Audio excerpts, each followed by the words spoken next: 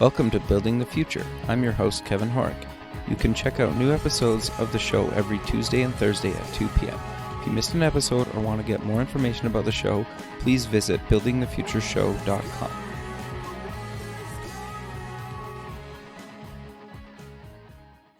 Season 1 of the TV version of Building the Future is now streaming online at buildingthefutureshow.com. Welcome back to the show. Today we have Rebecca from BAM Communications. Rebecca, welcome to the show. Thank you, guys. Appreciate being here. Thanks, Kevin. Yeah, I'm excited to have you on the show. I think what you guys are doing is quite interesting. You yourself have quite the career. But maybe before we kind of get into that, let's get to know you a little bit better and cover where you grew up. Yes, I was born and raised in San Diego. I'm still in San Diego. It's a beautiful city, and Sure. I will always believe I have a footprint here, although I travel now a lot to San Francisco. And in particular, it was raised in the South Bay, so really Chula Vista, which is borders Mexico and Tijuana. So high school, middle school, I was public school raised the whole time through, and there were quite a few people, at least for me and my upbringing, there were quite a few people that were, of course, not all the same color and a mixture of people. So really, really diverse. We had everything from Mexican Jews and just Mexican, Hispanic, Indian, Samoans, Asians of all different legacies, of course, white people, I'm white. So I always had that upbringing. So just in context to the current conversation of just the racial tension the country's having, it's interesting from the California perspective, at least in my upbringing, it's like, that's all I ever knew. Sure. So it's a weird thing to see. Anyway, that was my upbringing, public school the whole time. And then I went to UCLA, just pretty much up to 5. To the LA area, and I did a very fast undergrad. So I got out of there in about 2 years and then went over to do my MBA over at University of Pittsburgh. Okay. And so Why I went Pittsburgh? so the story is that when I was 19, I was applying for business school, which at the time was unheard of. I mean, there was no teenager applying to go pretty much to middle school to MBA school. Sure. And so I basically looked at a top 50 list from USA News, US Report, whatever that was, and just applied to the schools that had any percentage of applicants straight out of undergrad. Typically, most schools require that you have a number of years post-grad, full-time experience. So all the top schools. Now, it's changed in recent years, but it was pretty avant-garde to go straight from undergrad, even having half of the undergrad experience into business school. But I figured, you know what? I'm going to try. If I get in, I'm going to go. And that's I got awesome. into University of Pittsburgh. And so I went. I finished that up early, and then I returned to San Diego and started doing the first part of kind of my career, which was in the TV realm. Okay, so what did you do in TV? Before I got back to San Diego, I had at that point some experience doing some internships, some little producing work on various TV shows. Okay. So one for the PBS affiliate over in Pittsburgh, another here locally in San Diego. When I came back, I was a part-time producer for the NBC affiliate here. And I wanted to do my own TV show, hosting and interviewing entrepreneurs, kind of like what you're doing, but in visual format.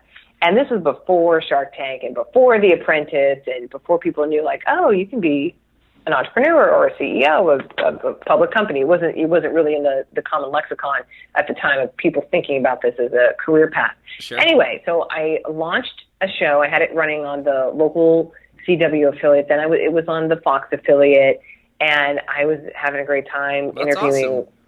people like Ralph Rubio from, Rubio's, and like, Sure. hey, how'd you come up with the fish taco concept? And how did you build it into a company that eventually went public? And, and then what happened after that? Because it didn't go well. So just hearing the real, true stories, kind of an Oprah approach to the business landscape with people. And it was a lot of fun. And then also at the same time, I had met up with, also in San Diego, a PR guru who at the time had a small, medium-sized firm, but whom I would work on the show with in his office. And although I never did any PR work for him in particular, I was just around his office. So just kind of via osmosis, I started picking up on some things. And the truth of the matter is public relations is about storytelling and crafting the right stories. I love stories, so I'm always about storytelling. But just like being perhaps a VC, if you have money and you have a phone, you can be a VC right now. Sure. Same approach in PR. If you have a cell phone and you have a laptop, you can also be a publicist. There's no requirements like practicing law or medicine. You can just go. So I just was like, I'm going to be in PR and I'm going to start a firm, and here it is. And that's how it all started. And at first, frankly, no clue. No agency experience. A lot of times you see people who start their own agencies having come out of big, huge agencies where they really got their chops. But no, I was coming out very green. So first couple of years was really about the local market and knowing deeply the restaurant scene that was really emerging in San Diego, local stuff, just really, who wanted local coverage. Sure. Now we don't do anything local. We focus explicitly on national press, gaining national business and tech press for all types of clients all over the world, many in San Francisco, LA, spread across the country and the world. Sure. And that's what our focus is now. Okay. No, that's awesome. So how did you make that transition though from kind of doing local stuff to doing kind of national because it sounds like you almost changed your business a bit, going from restaurants to kind of tech and just spreading outside of California. Yeah, it was at first a slow transition. And a lot of times that will happen for companies where you're like, okay, here's we're servicing all this stuff, all these different verticals, all these different markets. But really what you eventually come to decide is to hone in on what is the real niche you want to nail. Gotcha. So there are firms that are generalists. I was just on the phone with someone today who's been practicing 25-something years, and they're a generalist. Like, they have everything from consumer stuff to political campaigns and nonprofits. I mean, all over the board. That is hard. And that's just a shotgun approach. Sure. So if you really want to get your firm somewhere, at least in the publicity realm, you need to stick a niche. And it was just natural for me to get into tech and innovation, one, because it's just my interest, but two, I have so many friends surrounded in that thing. I have, many friends that are doing something that has some element of technology imperative to the success of the company or the brand. And it was just natural to start really seizing that.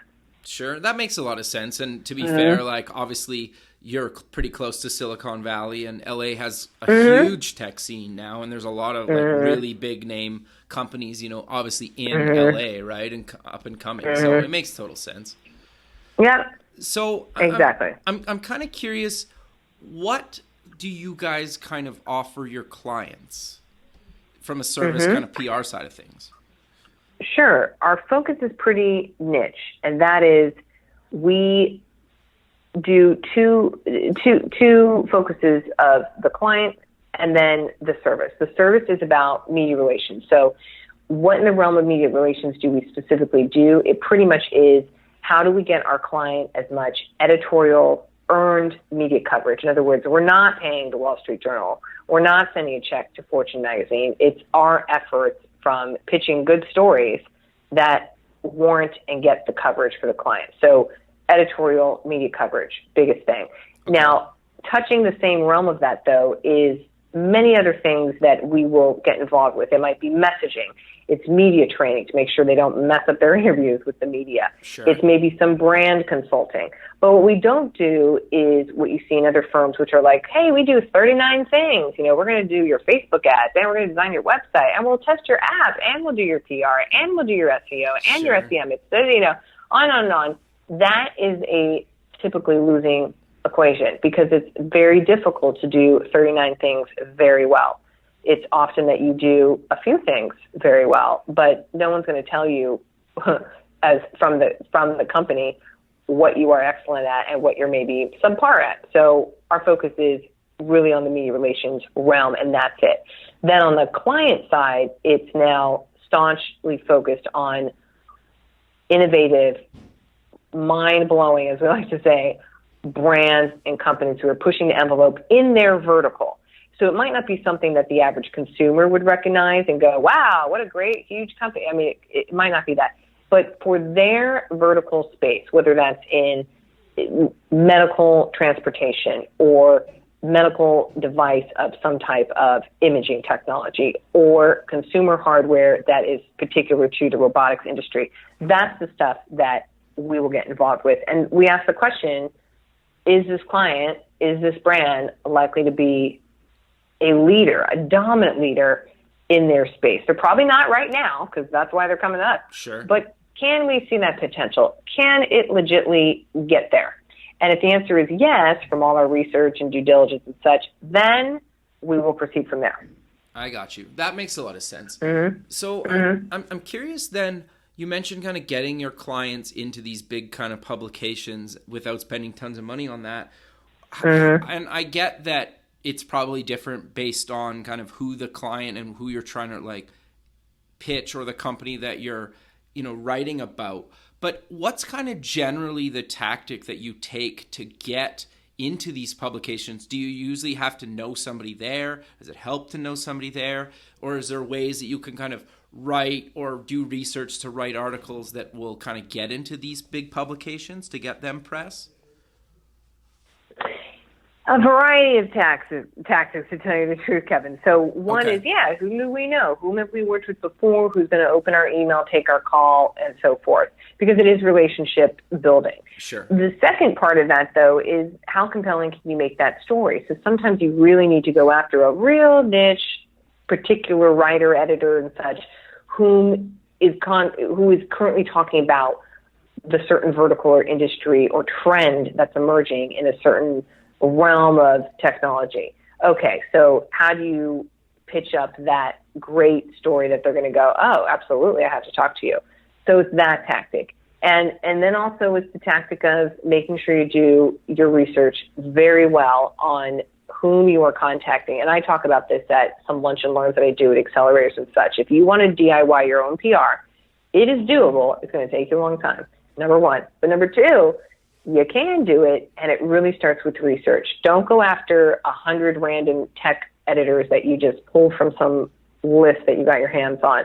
You instead need to drill down and say, okay, let me go after 15 writers or editors, the producers.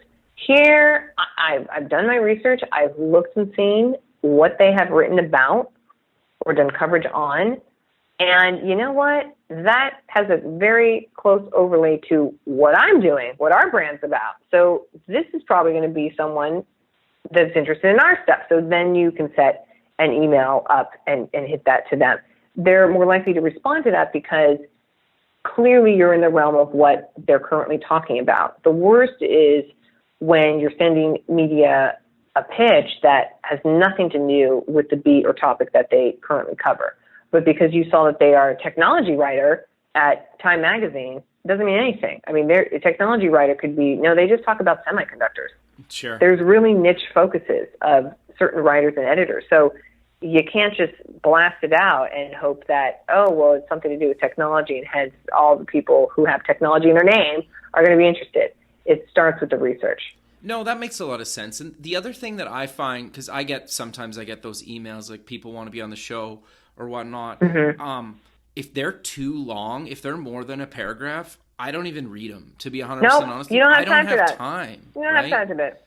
And I think that's kind of one of the reasons I kind of wanted to have you on the show is because I love your your non-traditional approach where you didn't work at a big agency, right? So you come at it with a different angle, right? And I think I'm founder first, yeah. Yeah, and I think that's important because I think there's a lot of people out there, whether it's in the PR space or not, that nowadays you don't need to have worked at this big name agency to actually start your own company and do things different. And I think and you kind of have to figure it out yourself. And I love that about you. And, you guys have done some really cool things for some really big names. And like you mentioned, you've gotten your clients in these like really well-known kind of publications across the nation, right? And obviously that's super impressive. And a lot of people are looking to do that, especially from the startup side of things.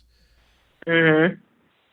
Yes, you typically see publicists first, business owners second in this industry, i.e. it's someone who has been doing publicity for a long time. They have contacts, they know people, this and that, and then they end up opening their own shop, and then they discover, oh my gosh, now I'm a business owner and I have to deal with HR and taxes and all the fun stuff that comes with that. Sure. I'm the founder first, the entrepreneur first, who's like, let me hack this business. And it happens to be in PR. It happens to be in the PR business. So quite untraditional, but many of the folks that we work with are founders, sometimes multi-exited founders, and they appreciate that different approach. Sure. That makes a lot of sense.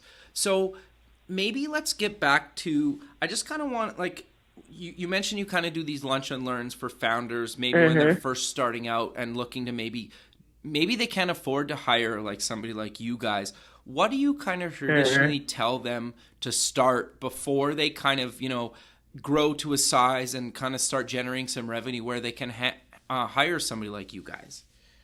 I have a particular article on this topic about why not to hire a PR firm. Okay. Because there's many reasons why you don't want to get into this situation of trying to hack it yourself, or even pushing along your company when really you're not really ready for some exposure. So here are some questions to ask yourself when you're thinking, is now the time to be thinking about starting a PR firm? Number one, is your market very clearly defined? Okay. Do you know very specifically whom you're after? Because if you're still on shotgun mode, how are you going to know if you're getting the right placements and where? What's the appropriate outlets for you to be in? So is your market well defined? Do you have your brand all buttoned up? In other words, are you changing your logo soon? Or did you just release all your branding material? Is that now it? Are you changing your name? Is it clear what your core values are? If that's still up in the air, you don't want to shoot your foot getting your name out there about your company and the direction and all that stuff, and then come to find out 6 months later, whoops, you actually want to rebrand, you want to change things and this and that. That's confusing because now you've maybe gotten some traction in the media, but it was more or less a bit of a waste because you're totally something different now. I'm not talking about pivoting. I'm not talking about, we found out some information and we're going this direction. I'm talking about real fundamentals of your name, your logo, your brand, the core values, the mission. Like if that's still on shaky ground, no, not appropriate to go after the PR stuff. So those are two things. One is about the market, and then two is the brand and the value and the mission that you have. The other thing is to consider, especially if you're more in a B2B vertical, is do you have people to offer the media in that you have clients and customers? So too often we see folks who want to launch PR, but they're just barely launching. So we don't know any customers. We don't have any case studies. There's nothing really to talk about other than you now exist. That's the news. You now exist. Right. Okay, well, there's a shelf life to that, though. Yes, okay, maybe you got a bunch of funding. You can write on that, but there should be other things to support an ongoing narrative about your brand. So if you're wanting to push a PR campaign and then are going to go into a stealth mode of some sort for 18 months, well, what is the point of that then?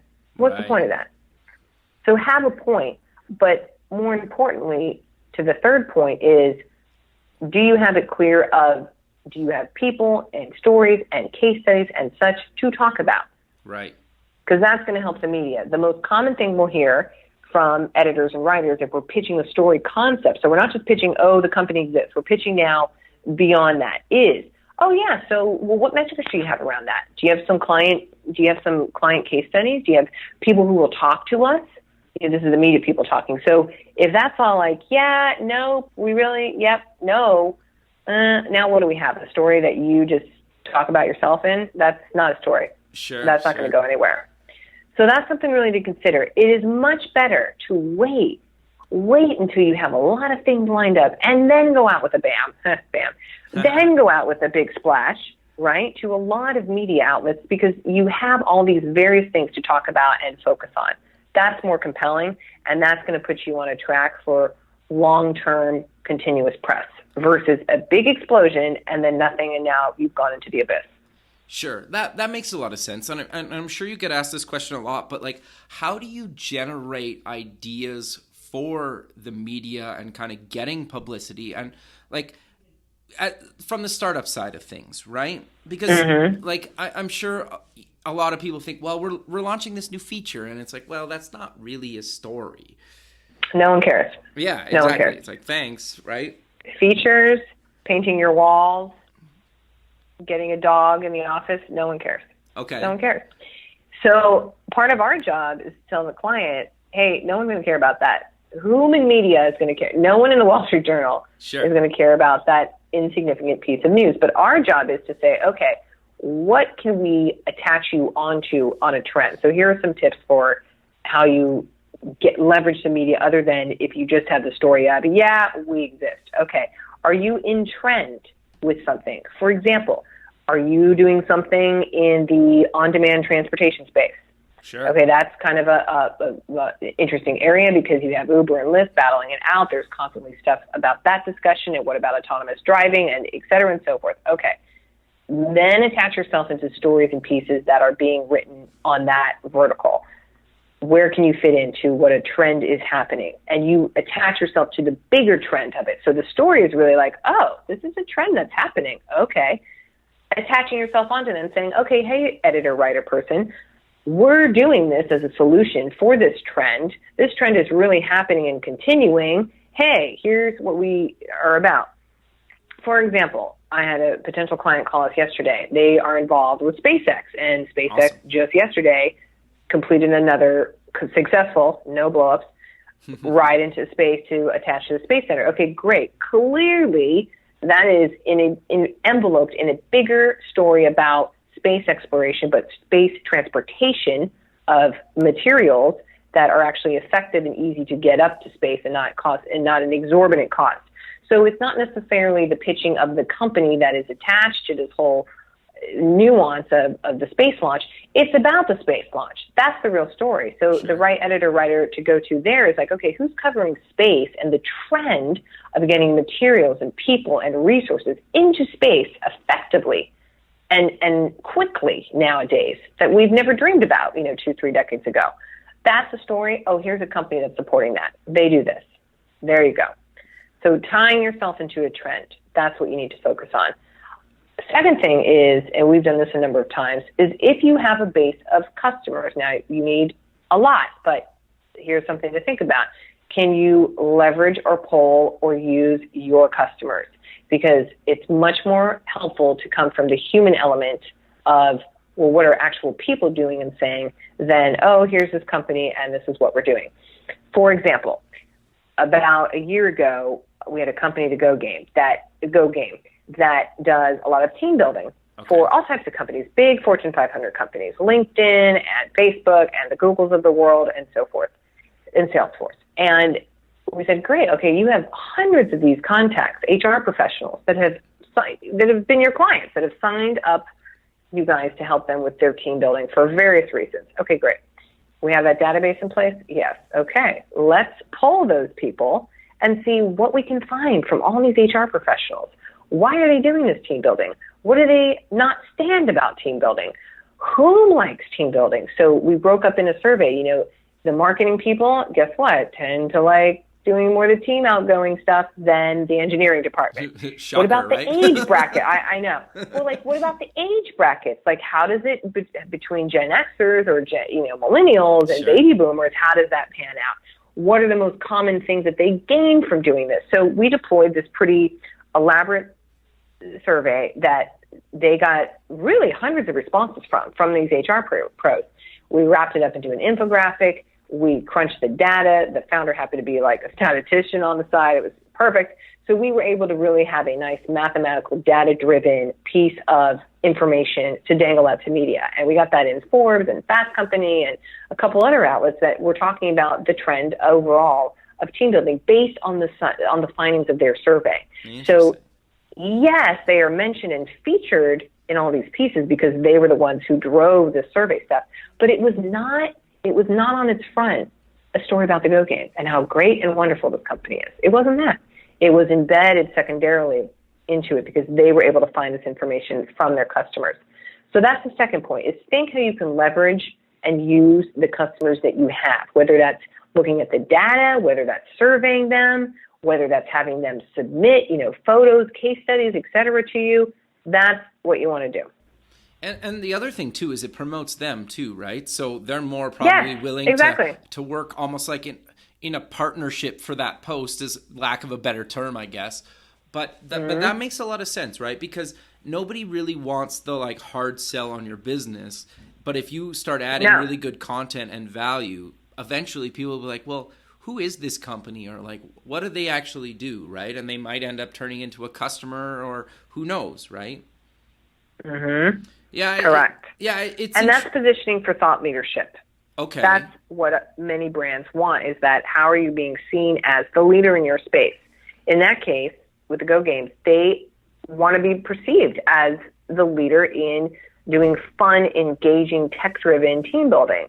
That's not your everyday typical team building, which no one wants to show up for, right? Sure. This is something that puts them in that realm. Oh, look at these guys. They came out with a study that found all this interesting stuff from hundreds of HR people. Wow, that's pretty significant.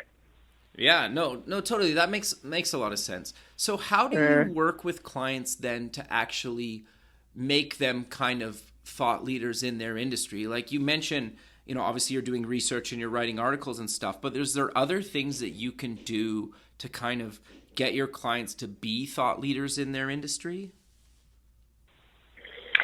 The hard part with being a thought leader is if you have just started out, you are not a thought leader. Okay. You were hardly on the map. So we combat the thought leadership notion sometimes with clients. We're like, you guys, we have nothing yet to show. So this is something for kind of later stage, more mature companies where you have some data, you have some customers, you know what you're doing.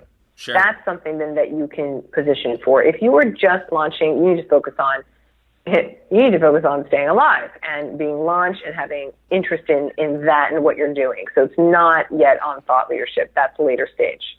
Sure. No, I think that's really good advice, because I've heard from so many people, or they get told by so many people that they need to be like a thought leader. And it's like, well, my company's only been around for 6 months. How can I be a thought leader? Yeah, you have no thought. Yeah, exactly. You have no thought. Your thought is staying alive. That's sure. And I think that's really good advice, right? Because the startup thing is so interesting, and it's not like any other kind of business space. And that's always kind of fascinated me. And, I'm obviously in the startup space, so I understand that. But it's such a weird kind of thing that in a lot of cases, startups don't really work like real businesses in a lot of cases.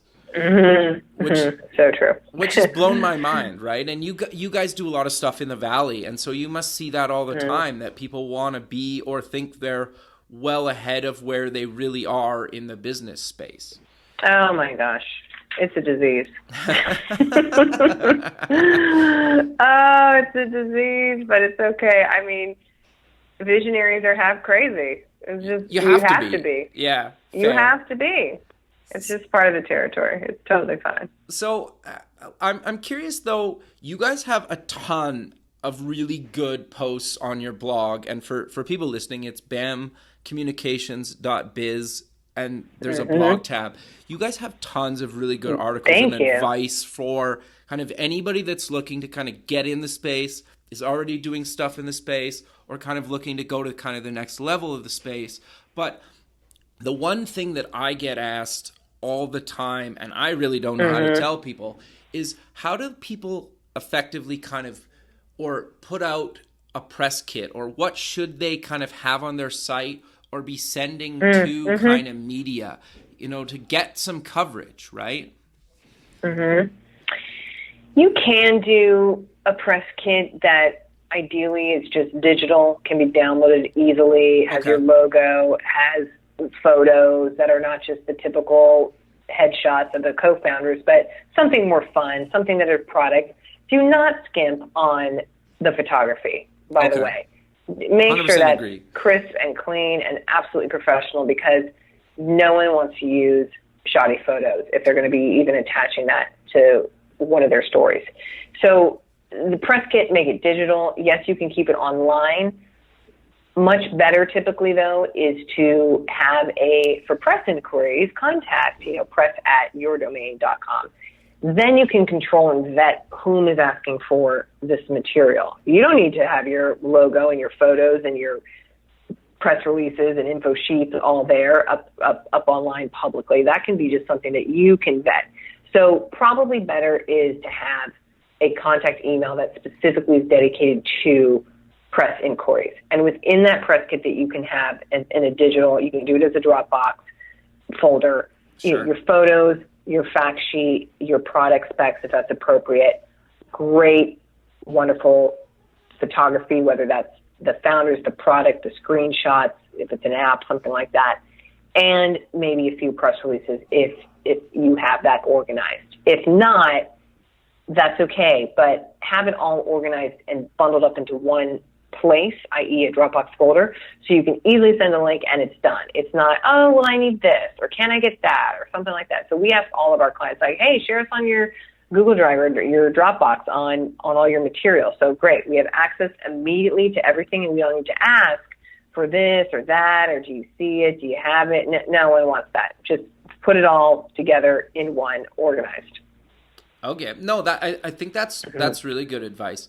So I'm kind of curious then, at what point in a company's kind of life do you guys kind of take over their PR, whether they're just starting out or, they've been doing it for a while? Where do you guys kind of come in? Like if somebody wants to hire BAM Communications? It does depend. So Okay. it can be prior to launch. Okay. So you're a few months out that you honestly really know that, launch is going to happen. You want some launch press. So a few months out is where we can come in. So do you guys can help come with in, like though, Kickstarter or any of those kind of stuff as well, or not really? with crowdfunding projects? Yeah.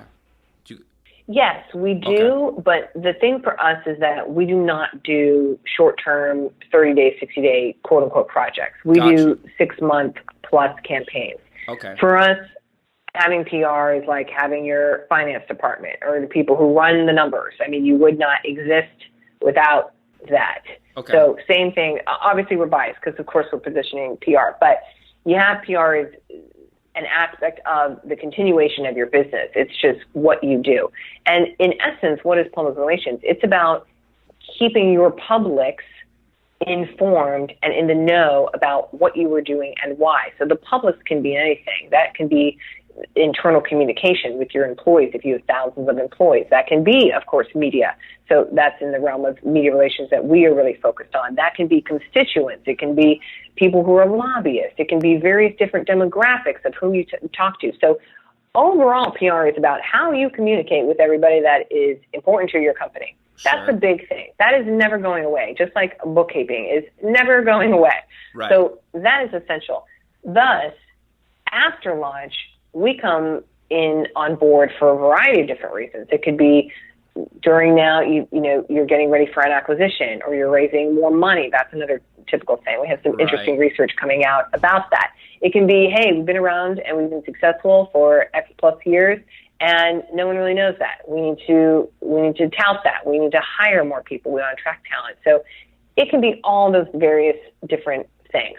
What is a dead stop for us is anyone who says, yeah, well, we've been around and yeah, we're not that special. I mean, we kind of do whatever everybody else does.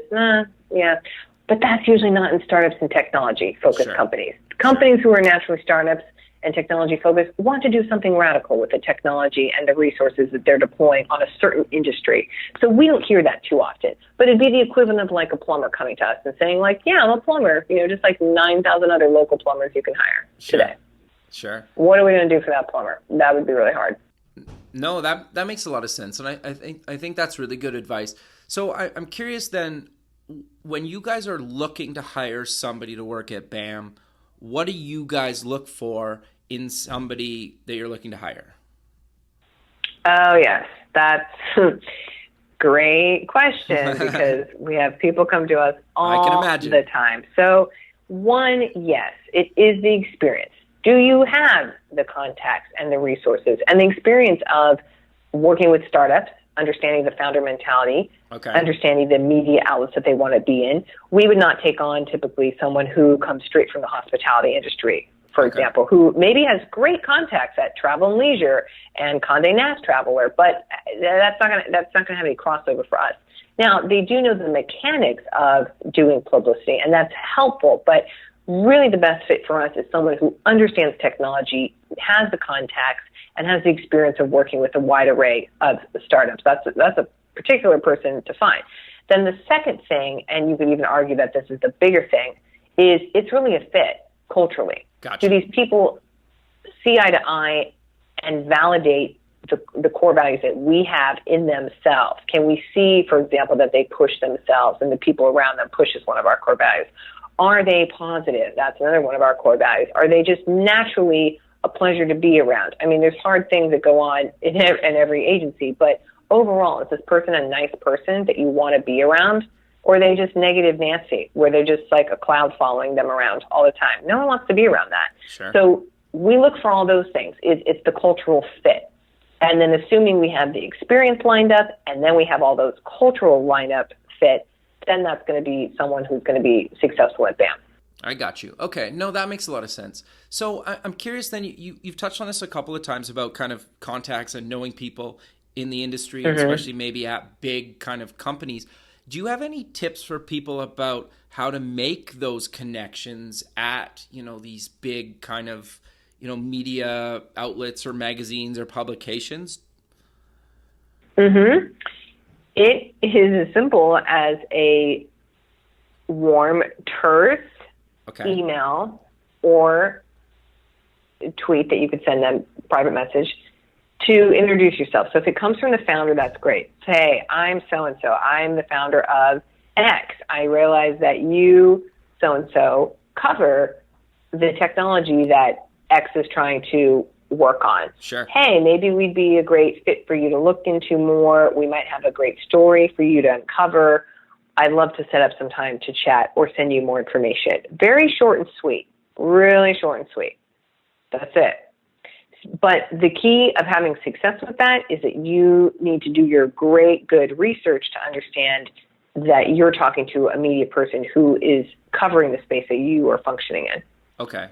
And even no, that makes a lot of sense. And I think I wanted to kind of just stress that to people as I think, and I meet some people too doing the show that they're just scared to reach out to somebody. It's like, it's just one tweet. Like it's just one person, right? Do it, oh my gosh! Do it 100 times, right? And maybe you'll hear back from 5 of them.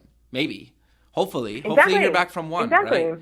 It's like exactly. I mean, this advice so typically isn't even that hard for founders to go after because they're just naturally hustlers. It's not a big deal. It's like, yeah, I'm just going to pitch that person. Sure. So it's just a different type of pitch. It's not to a VC. It's instead to a media person. But both of them are called pitches, interestingly enough. So consider it a pitch. You're pitching them something, but if you've done your research, you're going to feel pretty confident that you have something that they'd be at least interested in a conversation of. Sure.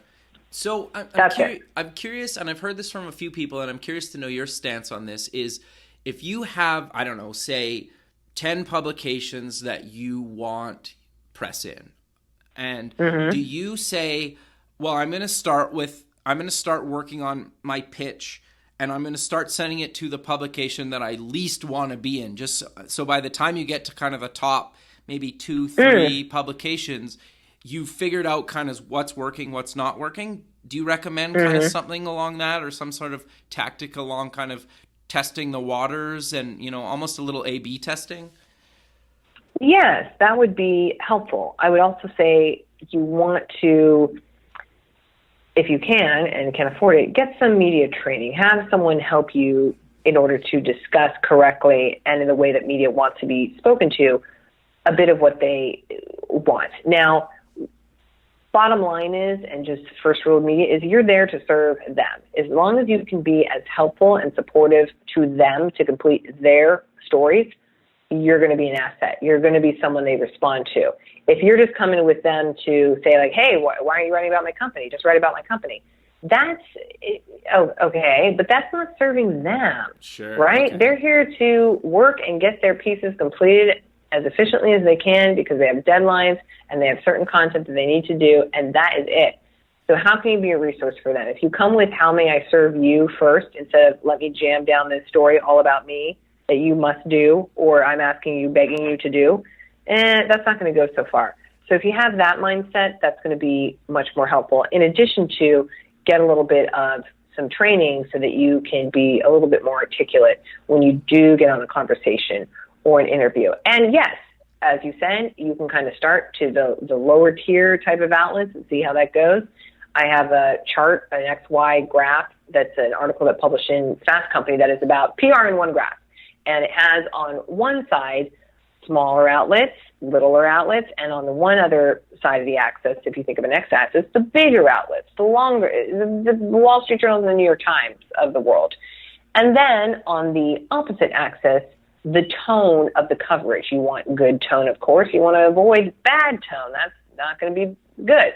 So, for instance, where is the Theranos situation? Well, it's in really bad and in really big coverage outlets right now. It's in that quadrant. That is do or die, serious crisis communication quadrant. You never want to be in that quadrant.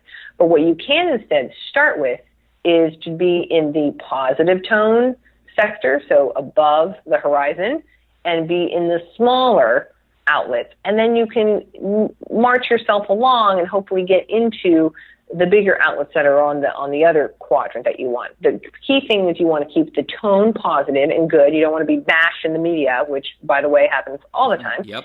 And you can kind of get your training wheels off by practicing with some of the smaller outlets to nail and make sure you get your messaging down pat and that you're communicating with the media efficiently such that your story is coming out appropriately. Sure. No, I think that makes a lot of sense, and I think that's really good advice. And I think the media training thing is interesting to me because I think a lot of people have no interest or even think to do that. Have you found that? No. Not so commonly. I just don't think people think about it. Okay. How do I talk to the media?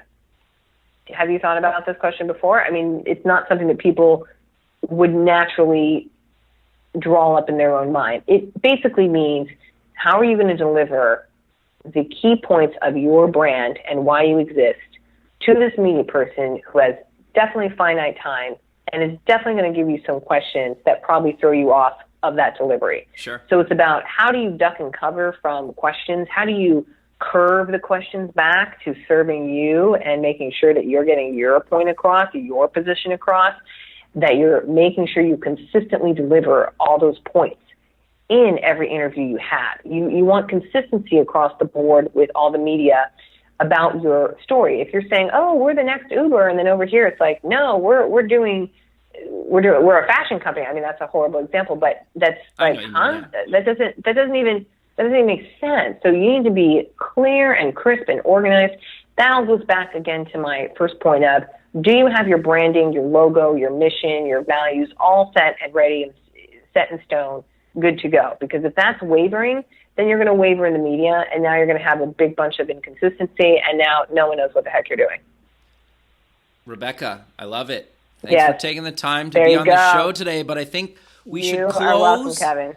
We should close with promoting where people can find you guys online, and definitely check out your blog, because I was reading a bunch of the articles. I found them very useful, and I think other people would as well. So I'll let you kind of end it with where people can find you online, but I thought I would mention your blog again. Oh, thank you so much, Kevin. Appreciate it. Yes, you can just find us at bamcommunications.biz. So that's BAM, communications, all spelled out with an S on the end, .biz, B-I-Z. Perfect. Well, there you go. I really appreciate you taking time out of your day, especially before you're going on vacation, to be on the show. Oh, you're welcome. Thanks for having me. All right. Well, enjoy your vacation, and I look forward to keeping in touch Kevin. with you. See ya. And we'll talk soon. Sounds good. Thanks. Bye. Bye.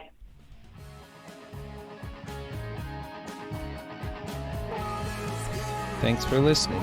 The music for the show is done by Electric Mantra. You can check them out at electricmantra.com and keep building the future.